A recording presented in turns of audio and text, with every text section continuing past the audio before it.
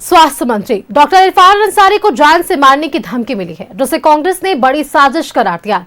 जबकि मंत्री को मिली धमकी को लेकर बीजेपी ने राज्य की कानून व्यवस्था पर भी सवाल उठाए हैं। देखिए इस रिपोर्ट में। स्वास्थ्य मंत्री इरफान अंसारी को धमकी, फोन पर जान से मारने की धमकी। स्वास्थ्य मंत्री डॉक्टर इरफान अंसारी को जान से मारने की धमकी मिली है। इरफान अंसारी ने कहा है कि पिछले रात जब वे दिल्ली में थे तब उनके मोबाइल पर फोन कर जान से मारने की धमकी दी गई। इसे लेकर उन्होंने रांची एसएसपी को शिकायत की है। 7903928578 नंबर से डॉक्टर इरफान अंसारी को ये धमकी भरा कॉल आया था।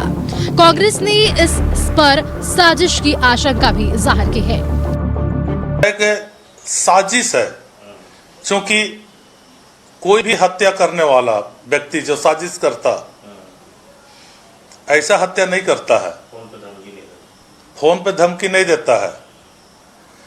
और झारखंड का पुलिस इतना सक्षम है और खासकर माननीय मंत्रियों का सुरक्षा व्यवस्था इतना मजबूत है कि उसको भेद पाना साधारण साजिशकर्ताओं के वश की बात नहीं है। इधर मंत्री को जान से मारने की धमकी मिलने पर बीजेपी ने चुटकी ली है और राज्य के कानून व्यवस्था पर सवाल उठाए हैं, जिस पर कांग्रेस ने भी पलटवार किया है।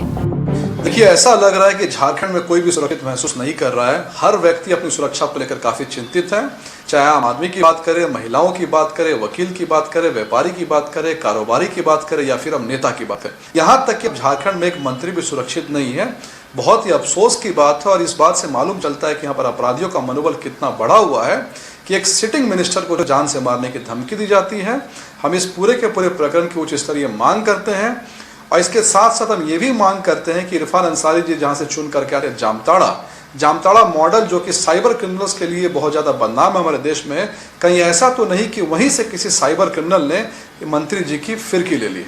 प्रधानमंत्री को, गृह मंत्री को धमकी मिलती रहती है, ये कोई नई बात तो है नहीं। इस तरह की घटनाएं होती है और अगर वो कह रहे हैं, उनको पहले डर लग रहा था, अब ठीक लग रहा है। पहले बाबूलाल मरांडी जी को खुद डर लग रहा था। अरे पूरे देश में केंद्र की सरकार भारतीय जनता पार्टी की सरकार है, उनको गृह मंत्रालय ने सुरक्षा दिया हुआ है, केंद्र सरकार वाला सीआरपीएफ का, फिर भी उनको डर लगता है। तो अगर किसी को कोई धमकी मिली है तो उसकी जांच होगी, उसमें क्यों परेशान है भारतीय जनता पार्टी के लोग। जिस नंबर से मंत्री को धमकी दी गई है, रांची पुलिस उस नंबर को ट्रेस कर रही है। उम्मीद है कि जल्द धमकीबाज सलाखों के पीछे होगा। न्यूज़ 11 भारत के लिए रांची से राकेश और विपिन के साथ ब्यूरो रिपोर्ट।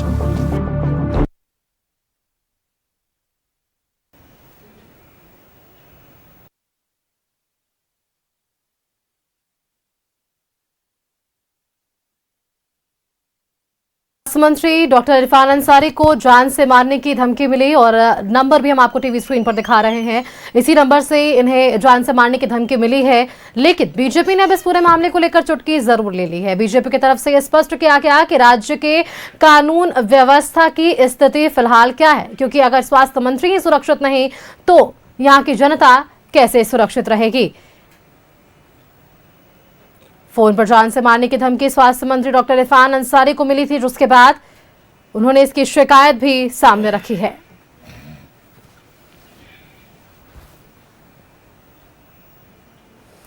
अधिक जानकारी के साथ दिल्ली संवाददाता अमित चौधरी हमारे साथ जुड़े हुए हैं। अमित, क्योंकि देखिए इससे पहले भी हमने देखा है कि जिस तरह से धमकियों का सिलसिला रहा है झारखंड में, लेकिन अब जब स्वास्थ्य मंत्री डॉक्टर इरफान अंसारी को धमकी मिली है जान से मारने की, तो इसके बाद लॉ एंड ऑर्डर को लेकर भी कई सवाल अब विपक्ष की तरफ से खड़े हो रहे हैं, क्योंकि सुरक्षा और सुरक्षित लोगों की यहां पर जिक्र हो रही है। ये साफ तौर पर बीजेपी की तरफ से कहा गया या फिर यूं कहे विपक्ष की तरफ से कहा गया कि अगर झारखंड में मंत्री ही सुरक्षित नहीं है तो झारखंड सरकार आम लोगों को सुरक्षित कैसे रखेगी।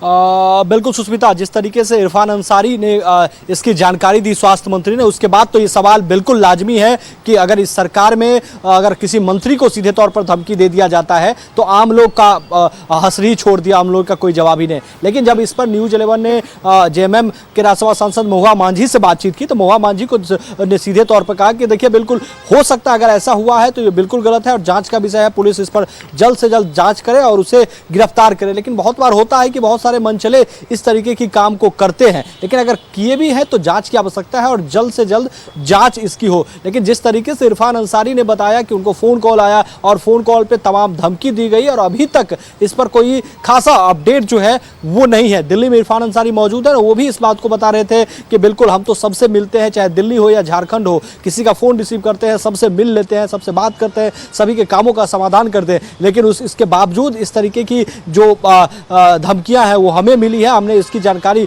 बजाबते झारखंड पुलिस को वहां पर दी है।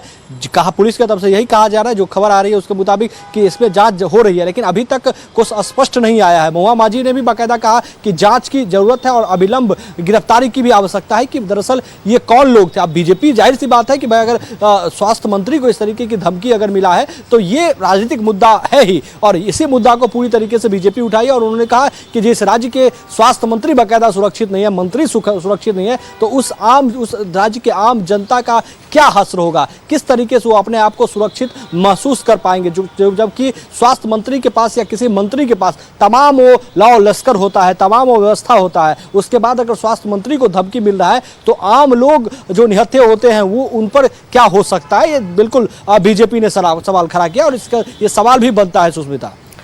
बिल्कुल अमित, क्योंकि देखिए अब मंत्री को धमकी मिली है और बीजेपी ने इस पर सवाल जरूर खड़ा किया है, लेकिन झारखंड के अब हम पूरे एक बार लॉ एंड ऑर्डर पर बात कर लेते हैं अमित, क्योंकि इससे पहले भी लगातार हमने देखा था किस तरह से आपराधिक घटनाओं का सिलसिला जो है वो लगातार बढ़ रहा है, यानी कि आपराधिक किस्म के लोगों के जहन में वो कहीं ना कहीं हिम्मत बढ़ती नजर आ रही थी। लेकिन वहीं दूसरी तरफ ऐसी तस्वीरें भी जरूर सामने आती है अमित जहां गिरफ्तारियों की जानकारियां हम तक पहुंची है। लेकिन फिलहाल लॉ एंड ऑर्डर को लेकर झारखंड में क्या कुछ स्थितियां हैं और किस तरह से इससे निपटने की कोशिश होगी, क्योंकि इनके जो हौसले हैं वो और भी बुलंद होते जा रहे हैं। अब आम लोगों तक को तो ये टारगेट कर ही रहे हैं और इसके साथ साथ बड़े दिग्गज नामचीन चेहरे को भी ये अपना निशाना बनाते नजर आ रहे हैं अमित। बिल्कुल, देखिए अभी ये धमकी मिला है और धमकी के बाद पुलिस इसकी जांच कर रही है। बिल्कुल इससे पहले भी कई इस तरीके की खबरें आई, उसमें कई गिरफ्तारी भी हुई है, लेकिन इसके पीछे की मानसिकता को आपको समझना होगा, क्योंकि ये अभी जांच का विषय है।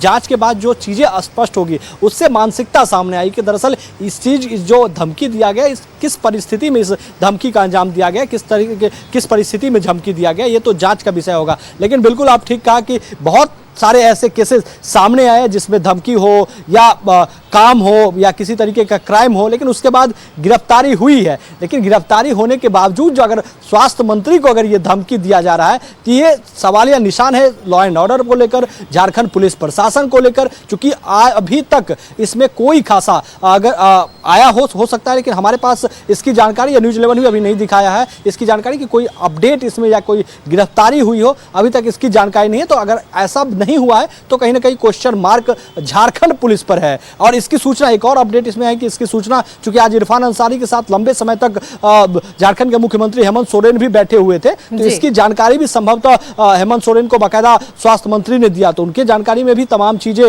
संभवतः होगी, चूंकि लंबे समय तक इरफान अंसारी की बातचीत जो है वो हेमंत सोरेन के साथ हुई है। सुष्मिता बिल्कुल अमित, बहुत बहुत शुक्रिया अमित आपका हमारे साथ जुड़ने के लिए और ये तमाम जानकारियां हमारे दर्शकों संग साझा करने के लिए कि इस पूरे मामले को लेकर अब तक किस तरह से ये पूरी कार्रवाई का आश्वासन भी है, लेकिन दूसरी तरफ झारखंड में लॉ एंड ऑर्डर को लेकर भी अब कई बड़े सवाल खड़े हो रहे हैं।